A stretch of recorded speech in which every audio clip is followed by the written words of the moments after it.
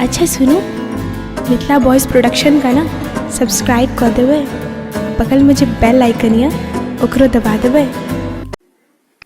तू एतेक परेशान क्या होई छै रो? की कहियो? की भेलो कह ना। तोरा तो बुझले छो जे एखन कोरोना के वायरस चल रहल छै। हाँ तो एला परेशान क्या होई छै? तू टेंशन नहीं ले, बस संभल कर रह। अरे पूरा देश ले रहल छै, सब आदमी मिल कर लड़ब ना ई कोरोना वायरस के खिलाफ। अरे भाई टेंशन ओ नहीं है। तहन की भेलो करिया?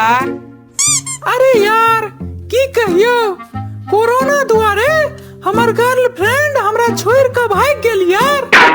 केकरा संगे रो? असगरे अपन घर भाग गेल।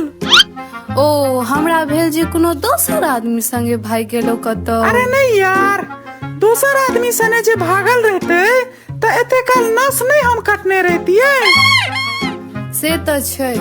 ओना करिया, तू जे नस कटबीही त हमरा बुझाइत है जे खूनो कारिये निकलतो। सार रमलोचना बेटा, तोरा यह पर पिछला एपिसोड में मार का पीठ तोड़ देने रहियो, बिसर गेलही। अरे भाई मजाक के लिए हुआ कारी यार।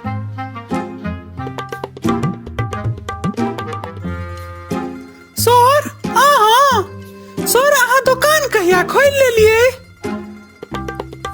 करिया तोरा बुझल छो ने, एखन कोरोना वायरस के चक्कर में सब चीज बंद छे, तैयो तू हमरा से पूछ रहल छै? अच्छा तै दुआरे अहाँ दवाई आ राशन के दुकान खोल लिए गो। हाँ ई भेलो ने समझदारी वाला बात। आप कह की लेबाक हो? अच्छा सर सैनिटाइजर रखने छी? अरे हाँ भाई, आइए तो एक कार्टून मंगेलू है। हाँ तो हाथ में सैनिटाइजर लगा कर हमरा 2 किलो अदौरी जोख के दे दियो, आ पाई हमर बाबा के नाम पर लिख लियो। सैनिटाइजर नहीं लेबे? नहीं, सैनिटाइजर हमर नाना 2 कार्टून आन के रखने छे। हमरा सब लग 6 महीना के फुल स्टॉक छे। अब हम सब नहेबो करबे ने 6 महीना तक, तो खत्म नहीं हेते सैनिटाइजर। अहाँ के चाहिए?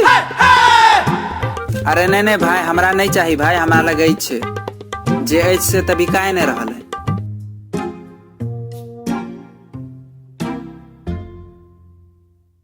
किरे रमझुमना बेटा, कहिया आला दिल्ली से?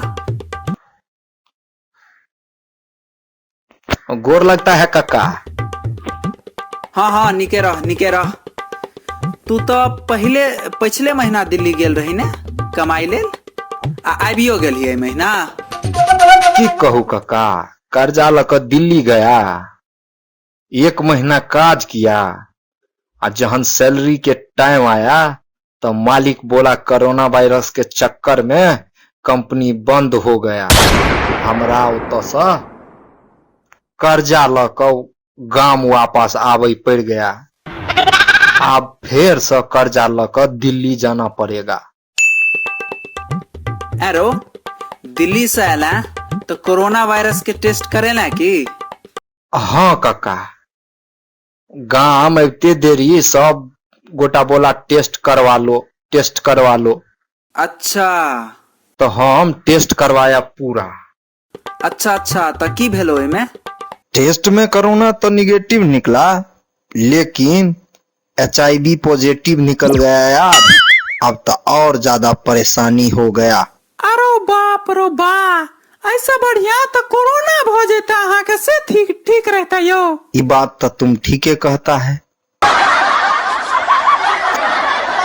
हे मई